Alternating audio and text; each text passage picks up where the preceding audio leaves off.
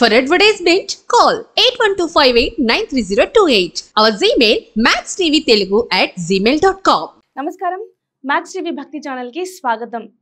గురుగ్రహ మార్పు వల్ల 12 రాశుల వారికి ఏ విధంగా ప్రభావం ఉండబోతుందో మరి ఇవాళ మనకు తెలియజేయడానికి స్టూడియోలో ఉన్నారు ప్రముఖ జ్యోతిష పండితులు, ఆధ్యాత్మికవేత్త ప్రొఫెసర్ డాక్టర్ ములపూడి సత్యనారాయణమూర్తి గారు. మరి వారిని అడిగి మరింత సమాచారం తెలుసుకుందాం.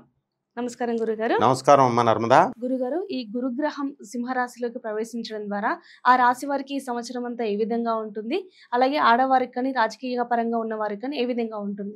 మనకి మే 1, 2024 సంవత్సరం నుంచి గురుగ్రహం అప్పటి వరకు మేష రాశిలో ఉన్నది మనకి వృషభ రాశిలోకి మారింది. ఈ గ్రహ సంచారం వల్ల సింహ రాశి వాళ్ళకి అధికమైనటువంటి లాభాలు రావడానికి అవకాశాలు ఉన్నాయి. ఇప్పుడు ఈ సప్తమంలో ఉన్నటువంటి శనిగ్రహము, అష్టమంలో ఉన్నటువంటి రాహువు, భాగ్యములో ఉన్న గురుడు గ్రహము రాజ్యస్థితిగతుడు అవుతున్నాడు. కాబట్టి వృత్తి వ్యాపార ఉద్యోగ విషయాలలో వీళ్ళకి ప్రమోషన్స్ అన్ని రావడానికి అవకాశాలు ఉంటాయి. కాకపోతే రాజ్యస్థితిగతుడైనటువంటి గురుడు ఆయుర్దాయాన్ని, ఆయుష్ని, రోగాల్ని తగ్గిస్తాడు, ఆయుర్దాయాన్ని పెంచుతాడు. కానీ మనకి వృత్తి స్థానంలో డాంబికమైనటువంటి ఆచారం కనబడుతుంది అనమాట. అందువలన ఈ యొక్క అధిక శ్రమతో పని పూర్తి చేయాల్సి వస్తుంది. కాబట్టి దీంట్లో నిరాశ పడకుండా ఈ సింహరాశి వాళ్ళు చక్కగా ముందుకు వెళ్ళొచ్చు. అలాగే కోర్టు సమస్యల్లో ఇరుక్కున్నటువంటి వాళ్ళు ఉంటారు ఈ సింహరాశి వాళ్ళు. అటువంటి వాళ్ళకి అష్టమ రాహు ప్రభావం వలన చాలా మెంటల్ టెన్షన్స్ అనేటటువంటివి ఏర్పడతాయి. అలాగే కుజుడు కూడా మనకి ఈ మే నెలలో 23 మే నుంచి, అక్కడే 23 ఏప్రిల్ నుంచి కుజుడు, తర్వాత బుధుడు, గురుడు మీనరాశిలో ఉండడం జరిగింది. దీనివల్ల ఈ యొక్క కోర్టు సంబంధమైనటువంటి వ్యవహారాలు పోరాడితే వీళ్ళకి విజయం అనేటటువంటిది రావడానికి అవకాశాలు ఉన్నాయి. అలాగే రైతుల దగ్గరికి వచ్చేసరికి మనకి ఈ రైతులు మనము కాస్త ఎక్కువ పంట పండించాలి అనేటటువంటి ధోరణితో ఎక్కువ అప్పులు చేశారు. మరి ఆ అప్పులన్నీ తీర్చడానికి కాస్త సమయం పడుతుంది వీళ్ళకి. అందువలన ఈ మంచి పంటను వీళ్ళు పండించాలనుకున్నా కూడా దిగుబడి అనేటటువంటిది కొంచెం తక్కువగా వస్తుంది.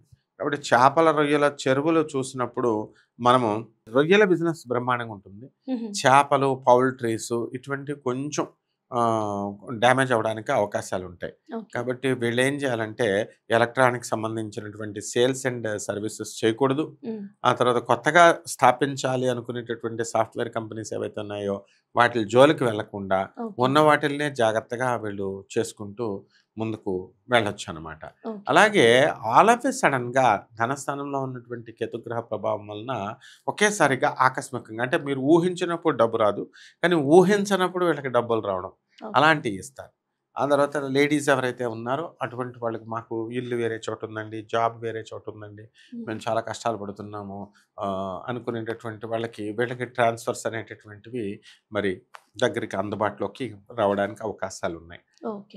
అలాగే గురుగారు, మరి ఈ రాశి వారు ఉత్తమ ఫలితాలపై ఎటువంటి రెమెడీస్ పాటించాలి? రాహు జపం చేయాలా, రాహు స్తోత్రాలు చదువుకోవాలా, రాహుకి కిలోంపావు మినుముల్ని ఆవు పేడ రంగు ఉన్నటువంటి వస్త్రాన్ని ఇచ్చి శనివారం నాడు ఉదయం 8 గంటలకి దానం చేసుకోవాలా. అలాగే ఆ రాహు కోసం మనము శనివారం నాడు అమ్మవారికి చేయాలా. శనివారం నాడు బెజవాడ కనకదుర్గమ్మ తల్లి యొక్క అమ్మవారిని పటాన్ని ఇంట్లో పెట్టుకొని మరి చక్కగా అమ్మవారి పాదపద్మాలకి మనం కుంకుమార్చన చేస్తూ మళ్ళీ మనము చక్కగా ఈ యొక్క సున్నండలను తయారు చేసి పేద భక్తులకి, ఆ దేవాలయం దగ్గరికి వచ్చేటటువంటి వాళ్ళకి మనం పంచడం ద్వారా ఈ రాహు యొక్క గ్రహ దోషం తగ్గిపోయి మెరుగైన అయినటువంటి ఫలితాలు రావడానికి అవకాశాలు ఉంటాయి. ఈ సింహరాశి వారికి ఏ విధంగా ఉంటుందో తెలియజేశారు గురుగారు. ధన్యవాదాలు. ధన్యవాదాలమ్మా.